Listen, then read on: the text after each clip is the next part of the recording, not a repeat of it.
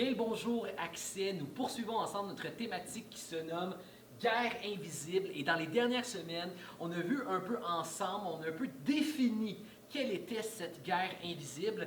Et aujourd'hui, on va vraiment rentrer le plein fouet dans le concret. On veut plutôt parler vraiment de combat spirituel. Comment ça marche maintenant de combattre spirituellement, maintenant qu'on est au courant qu'il y a une guerre spirituelle. Comme je te l'ai déjà dit dans les derniers messages, le but là, de ce qu'on veut faire ici, on veut que ce soit pratique. C'est comme quand on donne des infos sur le COVID ou sur les virus. On ne veut pas faire de toi un expert dans les virus. On veut donner des trucs pratiques pour te défendre contre un ennemi invisible. C'est la même chose. Je ne veux pas juste répondre à des questions sur le domaine spirituel, démoniaque, surnaturel. On veut te donner des outils pour te défendre. Et c'est vraiment ce qu'on veut voir aujourd'hui. Et pour bien combattre spirituellement, on doit saisir vraiment 4 choses importantes sur le monde invisible. 4 choses importantes que tu dois comprendre pour être capable de combattre spirituellement. Première chose, on prend le visible, donc le monde visible et extérieur, beaucoup plus au sérieux que l'invisible. Remarque, une des raisons pour lesquelles on est tellement affecté spirituellement, c'est qu'on ne prend pas au sérieux ce qui est spirituel. On ne prend pas au sérieux ce qui est invisible. On prend plus au sérieux ce qui est visible, ce qu'on voit, ce qui frappe aux yeux. Remarque que dans la société, on fait ça avec bien des affaires. Imagine, regarde un peu au niveau de la société, au niveau des maladies et des blessures. Hein? On prend beaucoup plus au sérieux des blessures qui seraient physiques. Quelqu'un se casse un bras, il est sur l'assurance chômage, quelqu'un a une maladie, on comprend, il va se faire guérir, mais on traite beaucoup plus difficilement les maladies qui sont invisibles, celles de l'âme, des émotions, la santé mentale. On prend beaucoup plus soin de notre corps que de notre tête. On le voit dans notre société. Et même toi peut-être que si je cherche dans ta vie, je vais voir que tu attribues des fois plus d'importance aux choses physiques qui se voient qu'aux choses invisibles. Par exemple, lorsque nous sommes en amour, remarque qu'on a tendance à beaucoup plus regarder les personnes qui sont belles, drôles, riches, qui ont de l'attitude, que de regarder avec intérêt les gens qui sont en fait attentionnés, matures, généreux, doux. On aime regarder à ce qui est beau, à ce qui frappe à l'œil, et on ne regarde pas à l'intérieur, le caractère, la personne. Mais tu dois comprendre que on doit réellement être plus sérieux avec l'invisible. Parce que le monde physique, le monde extérieur et matériel est bien souvent une illustration, une image de ce qui se passe à l'intérieur. Par exemple, si tu as faim, tu vas manger. Eh bien, c'est de la même manière. Spirituellement, tu dois te nourrir spirituellement. La question que j'aimerais te demander, c'est où est-ce que tu te nourris spirituellement? De quoi est-ce que tu te nourris spirituellement? Il y a des gens, tu ne te nourris jamais spirituellement. Tu ne vas jamais nourrir ta spiritualité. Il y a des gens, tu nourris un peu ta spiritualité, mais pas beaucoup. Ta spiritualité est en train de mourir de faim. Et il y en a d'autres, tu nourris ta spiritualité, mais avec un peu de la malbouffe, du fast-food, du junk food. Tu nourris mal ta spiritualité. C'est pour ça qu'elle est toute en désordre. Si tu n'es pas en santé dans ton corps physiquement et tu es blessé, tu vas aller te mettre en santé. Imagine que quelqu'un se réalise qu'il a un problème de santé, le docteur va lui dire de manger mieux et de bouger plus, il va se mettre en forme. La question que je vais te poser, c'est quel est l'état de ta santé spirituellement? Si on réalisait à quel point on n'était pas en forme spirituellement, on voudrait mieux manger, comme je l'ai dit spirituellement, puis on voudrait peut-être plus entraîner, se discipliner spirituellement. Hey, l'apôtre Paul en parle, hein? En 1 Timothée 4:8, Paul va dire l'exercice physique, donc prendre soin de son corps et de sa santé, c'est utile, mais c'est une utilité limitée. Contrairement à l'exercice, à l'entraînement de la foi et de la spiritualité. Pourquoi? Parce que ton corps va durer un temps. Mais ton âme, ton être intérieur va exister pour toujours. C'est bien d'être en santé, de bien manger, de bien bouger, mais t'es mieux, premièrement, avant tout, de t'assurer que ton âme est en santé et que tu l'entraînes bien. C'est pour ça qu'il existe dans la Bible des disciplines spirituelles pour s'entraîner, la parole de Dieu, pour continuellement être attaché à la vérité. Parce qu'on vit dans un monde de mensonges et de mauvaises nouvelles. Tu as besoin de la vérité de Dieu et de la bonne nouvelle de Jésus-Christ. Donc la parole de Dieu continuellement dans notre vie, parce que c'est elle qui va modeler notre vision, nos pensées, notre manière de voir le monde, notre manière de penser le monde, notre manière d'agir dans ce monde. Comme je l'ai dit, c'est la vérité de Dieu, la volonté de Dieu et la bonne nouvelle de Jésus qui nous encourage. à rester attaché jusqu'au bout. Donc la discipline de la parole, la discipline de la prière, hein? Passer des temps de qualité et d'intimité avec Dieu. Si tu as un ennemi, tu as beau dire que tu l'aimes, si tu ne le vois jamais, tu ne lui parles jamais, tu n'as pas de relation, tu ne le connais pas, tu t'éloignes, ça devient un inconnu, tu ne démontres pas que tu as un amour, tu ne développes rien avec lui. Et on ne s'influence plus. Dans des amitiés, quand c'est intime, ça s'influence et t'influence plus. Eh bien, on a besoin de temps de prière, on a besoin de temps de louange, on a besoin de temps d'adoration avec Dieu, parce que Dieu nous forme, nous forge et nous influence, on développe un lien d'intimité. Puis peut-être pour toi, Dieu, c'est un inconnu, mais parce que justement, tu ne passes pas de bon temps de qualité de prière, où tu partages, tu communiques, où tu loues et tu pries avec lui. Et Dieu devient finalement quelqu'un d'intime, quelqu'un de connu. Dieu nous connaît, mais nous devons apprendre à le connaître et passer du temps avec lui. Donc, la discipline de la prière, la discipline de la louange, la discipline de la parole de Dieu, ce sont des exercices qu'au quotidien, un peu comme un entraînement, on peut se mettre en santé. Donc, si tu as faim, tu manges. Si tu n'es pas en santé, tu vas te mettre en santé. Si tu ne veux pas être malade, tu vas te protéger. Parce que dans le monde physique, c'est une chose que de bien s'entraîner, c'est une chose de bien manger, mais c'est une autre aussi de se protéger comme le virus COVID. On veut pas juste bien manger, bien bouger, on veut aussi se protéger contre le mal, contre la maladie. C'est la même chose spirituellement. Et là, c'est une autre question. Que fais-tu pour te protéger spirituellement, pour ne pas être attaqué spirituellement? Et finalement, quand on est malade dans le monde physique, on a une maladie ou quelque chose, on écoute le médecin, on prend les médicaments. Maintenant, si tu réalises que tu ne te nourris pas bien, que tu ne t'entraînes pas bien, que tu es attaqué comme par un virus spirituel et que tu es malade, tu dois écouter le docteur créateur de la vie, le Seigneur Dieu dans sa parole, pour connaître la guérison. Le monde physique, le monde extérieur et matériel est bien souvent une illustration du monde spirituel intérieur. Et c'est pourquoi on doit prendre au sérieux le monde invisible, on doit prendre au sérieux notre ennemi qui est invisible. Comme je t'ai dit, nous savons que nous avons besoin de nourrir, on a besoin de nourrir notre foi, nourrir notre spiritualité dans la parole de Dieu, dans la vérité de Dieu. On a besoin aussi de s'entraîner pour être en forme spirituellement, s'entraîner en connaissant mieux la vérité, en connaissant mieux la bonne nouvelle de Jésus-Christ, en passant du temps de qualité avec Dieu qui forge notre cœur, nos pensées, notre perspective, notre vie.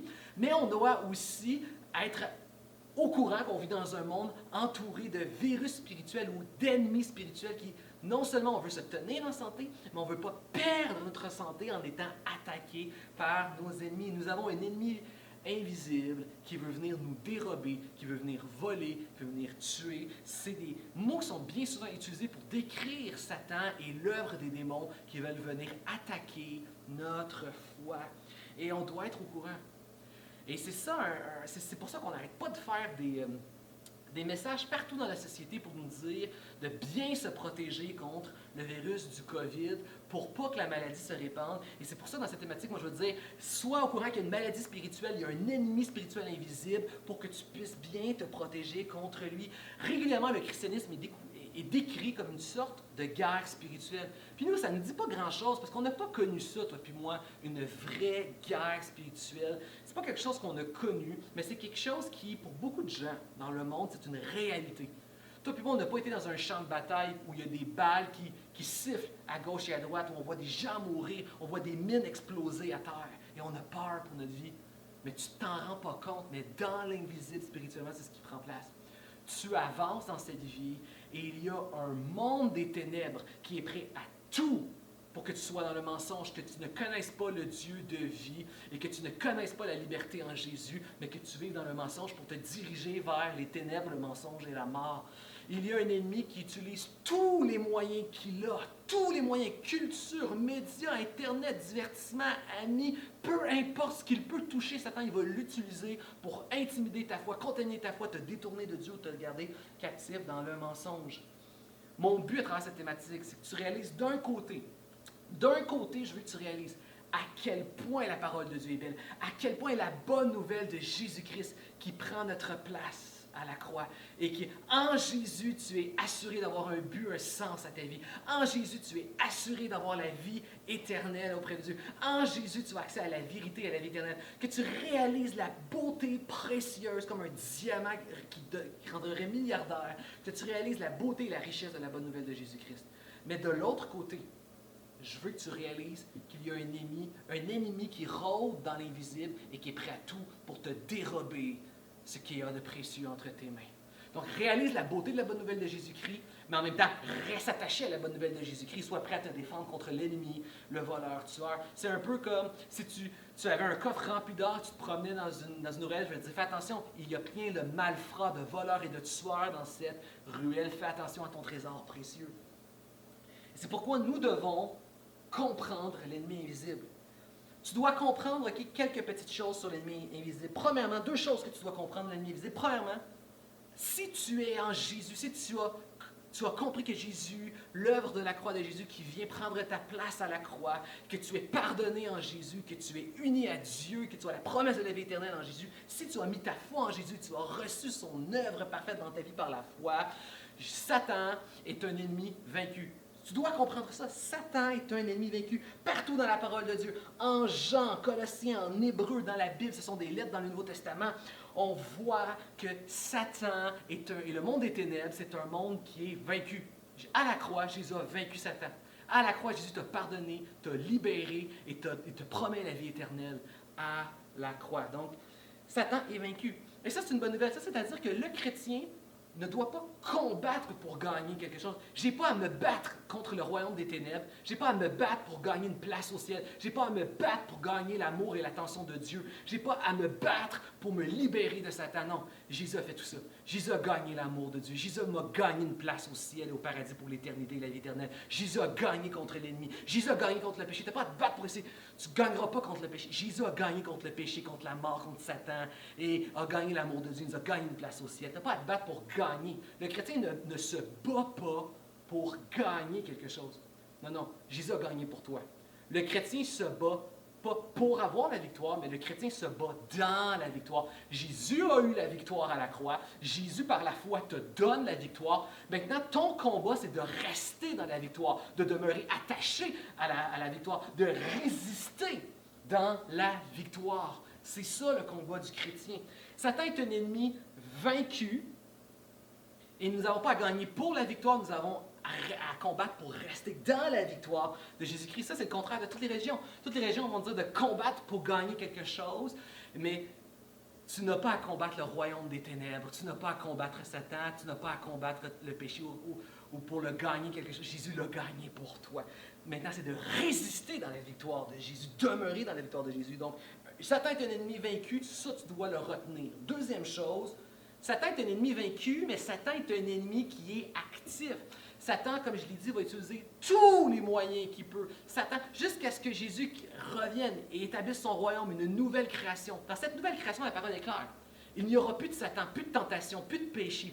Il n'y aura plus le mensonge de Satan. L'ennemi, la mort, la souffrance, ces choses-là n'existeront plus. Elles ne seront plus dans la nouvelle création. Mais jusqu'à ce qu'il y ait une nouvelle création sans la présence du péché, de la mort et de la tentation et de Satan, nous vivons présentement dans un monde où, pour peu de temps encore, nous l'espérons, il y a une présence de tentation, de péché. Satan est encore présent. Donc, Satan est un ennemi vaincu. Il sait qu'il va avoir une fin à son règne. Il sait qu'en Jésus, nous avons la victoire. Mais en ce moment, il va utiliser toute son influence et sa tentation et tout ça pour t'éloigner de Jésus.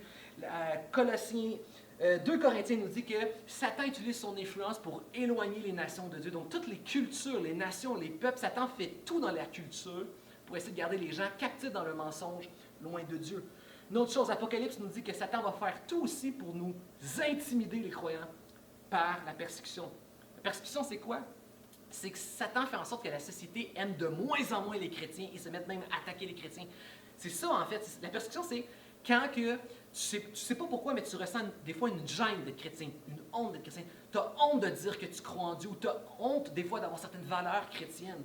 Ça, c'est la persécution. Satan change la société et la culture de sorte à ce que ça soit difficile d'être chrétien et qu'on se sente intimidé, qu'on ait envie des fois d'abandonner le christianisme. Donc Satan va influencer les nations pour qu'ils s'éloignent de Dieu. Satan va essayer de nous intimider par la persécution. Tu remarqueras qu'on dirait presque jour après jour, ça devient chaque jour un peu plus difficile d'être chrétien.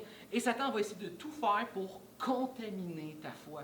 C'est-à-dire que rentrer des petits mensonges à gauche et à droite pour que tu commences à croire de moins en moins en Dieu, moins en moins dans son amour, ou que tu commences à adopter une autre foi qui t'éloigne de Dieu, qui n'est pas celle de Dieu, pas celle que Dieu a révélée, et que tu t'éloignes comme ça graduellement. Donc ça, c'est la façon que Satan fonctionne. Satan est un ennemi vaincu. On n'a pas à le battre. Il est déjà vaincu. On a à rester dans la victoire de Jésus. Mais Satan est un ennemi qui est actif. Il veut influencer ce monde loin de Dieu. Il veut nous intimider par la persécution et contaminer notre foi.